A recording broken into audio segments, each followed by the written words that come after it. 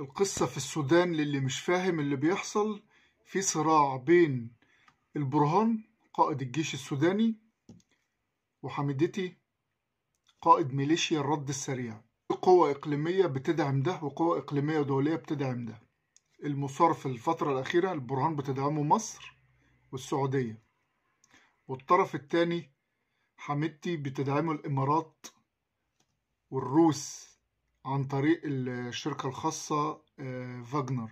وحاليا بيتم إعداد المسرح السوداني لأنه يبقى تيبيكال المسرح السوري. هيتنقل المسرح السوري في السودان، الفتنة وحرب أهلية ويتدخل فيها قوة إقليمية ودولية. وده حصل بداية من اثيوبيا، هجمت الفشقة والجيش السوداني قدر يصد الهجوم. وحصل ان الامريكان بدأوا يحشدوا قواتهم حوالين السودان، مناطق قريبة في السودان سواء في الشرق الاوسط او اوروبا، بحيث يبقوا قريبين من السودان.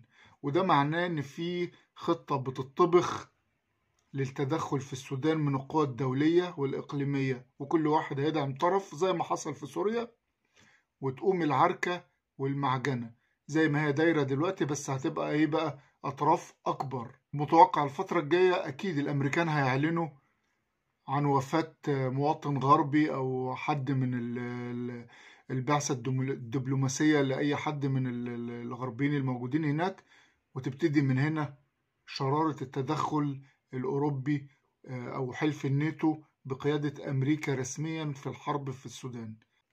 ربنا يسترها علينا وعلى أهل السودان، إن شاء الله ما يبقاش مصيرهم زي اللي حصل في سوريا. اللي جاي خراب.